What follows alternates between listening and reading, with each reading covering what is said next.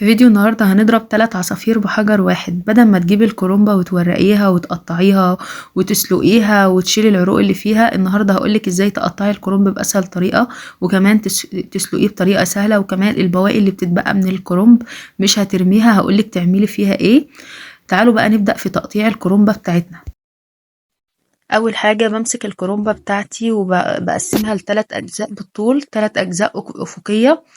بحاول ان انا بقى ايه، اخلي فيه يعني نسبة او مساحة متساوية بين ال الاجزاء دي، طبعا على حسب مقاس الورقة اللي انا هحشيها، اللي انا عاوزاها، يعني على حسب ما انت بتحبي حجم ورقة المحشي بتاعتك. وطبعا انت ممكن بعد ما تقسمي الاجزاء دي تقطعيها تقطيعة تالتة على حسب حجم صابع المحشي اللي انت عاوزاه. بعد كده بقى قسمت الحتة اللي في النص دي، قسمتها لنصين، وسبت المكان او الجزء اللي في النص سليم، علشان المكان ده بيبقى فيه التجمع بتاع العروق بتاع الكرنب، فاحنا عايزينه يطلع كده سليم لوحده. وبعد كده الجزئين اللي في الطرف قسمتهم بالنص، زي ما انتم شايفين الورق طالع متساوي، حتة واحدة ما اتبهدلتش الكرنبة.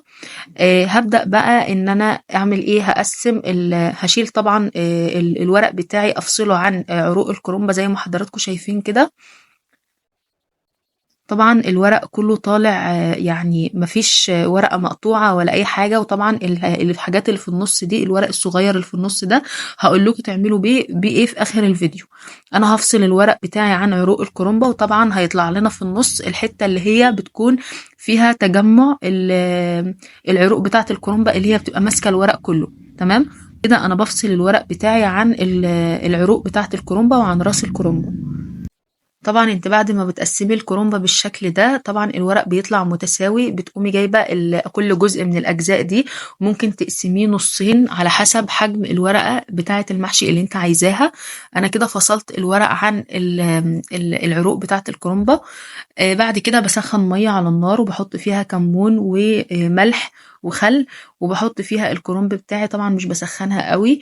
وبحط كل رصة انا قطعتها في المية، وطبعا ما بنقعدش نقلب ولا نفرفط الورق من بعضه. وبعد كده بنشوفها ايه، اتسلقت ولا لا، على حسب درجة السلق اللي احنا عاوزينها. وبنطلع الورق الرصة برصتها سليمة، مش بنبهدلها خالص متقطعة.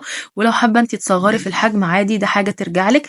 تعالوا بقى اقول لكم هنعمل ايه بالعروق اللي احنا شلناها من الكرنب ونستفاد بيها ازاي. انا اخدت العنق بتاعه الكرنب والورق الصغير اللي بيبقى جوه الكرنب ده، وغسلته كويس وصفيته، وبعد كده حطيته في برطمان وعملت له شرشه المخلل العاديه وخللته، وبكده تكوني استفدتي من كل حاجه في الكرنب وما رميتيش اي حاجه.